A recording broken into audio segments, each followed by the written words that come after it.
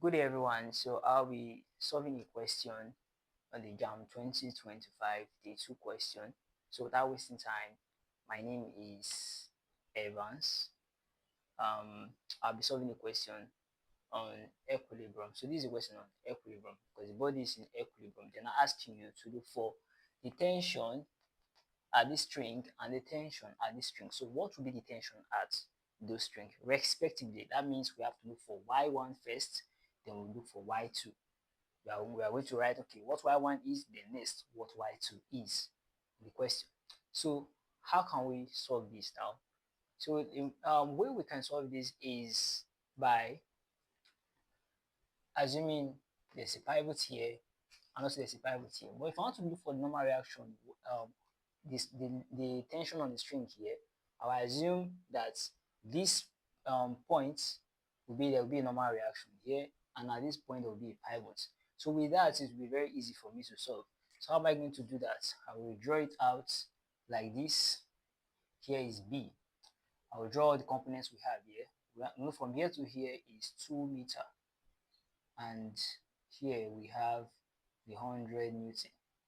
Then from here to here was given to be 1 meter.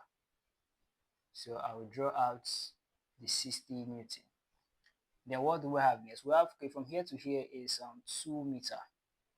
Then we have here is E. And here we have the string Y1. Now, what's the distance from here to here? What's that distance? We know that from here to here is 2, from here to here is 1, from here to here is 2. Add them together. What is that? That's 5. That means that from here down to here, from here down to here is 5 meter. So now I cannot take moments about these points. This is A. So I cannot take moments about these points to look for what y1 is. So that means that this y1 multiplied by its perpendicular distance. Its perpendicular distance is 5 meters. So I'll say y1 multiplied by 5 meters. Is there any other one that is clockwise? No. This one is clockwise, right? But no other one is clockwise because this other one is anti-clockwise. This is also anti-clockwise. Because in equilibrium, we say that, okay, the clockwise moment is equal to the anti-clockwise moment. So let's solve. Let me clean this, erase this, and say, okay, y1 multiplied by 5 is equal to, let me write this first. 100 multiplied, what's the distance? 2 meter. 100 multiplied by 2 meter. Then what do we have here? We have 60. 60 multiplied by, what's the distance from here to here? Here is 1 meter plus 2 meter. From here to here is now 3 meter. So 60 multiplied by this distance. So plus 60 multiplied by 3 meter. So from here we can solve and we'll get our answer. But something I would like to recall is that when you are taking moment, when you're looking at, when we see, let's say we have a pivot here, whatever you have on the, if it's a weight, anybody on the left hand side will always be anti-clockwise, while the one on the right hand side of it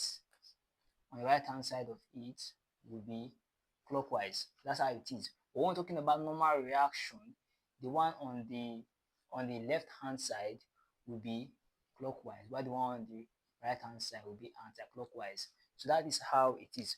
But let me erase this because this is not the aim of this video. I just want to clear up some important concepts. So we can solve for what y1 is now. You can see that 5y1 is equal to 100 times 2, this is 200, plus 60 times 3, this is 180. So 5y1 is equal to 380 because we sum them to give us 380. Now what is y1? y1 is equal to 380 divided by 5, and this will give us 76. This is 76 Newton. So this is the weight of, this is what y1 is. So how can we get y2? It's very simple. You don't need to now start using that same concept we use in solving for y1 to solve for y2. You can do that, is you can also get the answer, but to make it faster, we know that the upward, since the body is in equilibrium, the upward forces is equal to downward forces. This means that This downward forces here that we have here now, or let me call the upward forces first, y1 and y2. Check this in now. y1 plus y2 is equal to this downward forces 60 plus 100. This, I find what y2 is equal to 76 from here, plus y2 equals to, add them together, we have 160. So now say y2 is equals to 160, take this one to this other side, become minus 76. What is y2? Y2 become 84 Newton, and that will be the answer to the question. So you can also use this same process we use in solving for y1 to solve for y2. You can also do that. Let me do that now.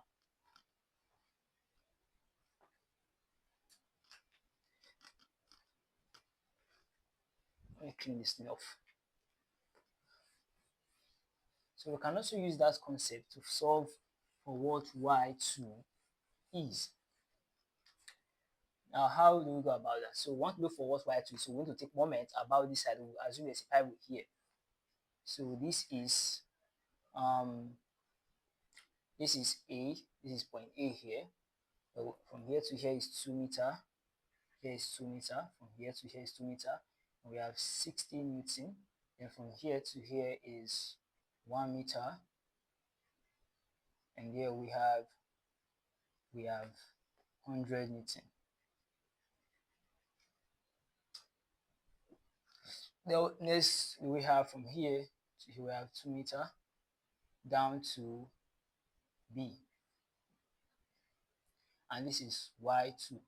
So what's the distance from here to here? What is that distance?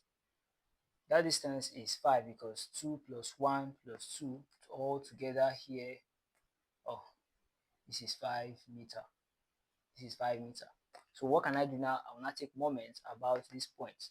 So we see the clockwise equals to anti-clockwise. Now I told you that if you have a pivot, weight force, if it's on the right hand side of it, it is in the clockwise. If it's on the right hand side, it is the clockwise.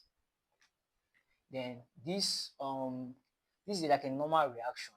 So when the force is upward of it, how is it represented when it is on the right hand side of this pivot? It will be anti-clockwise. So that is just how it is. So we say y2 multiplied by this perpendicular distance, because this is 90 degrees and they are perpendicular, and y2 multiplied by the perpendicular distance. So we say y2 multiplied by 5 meter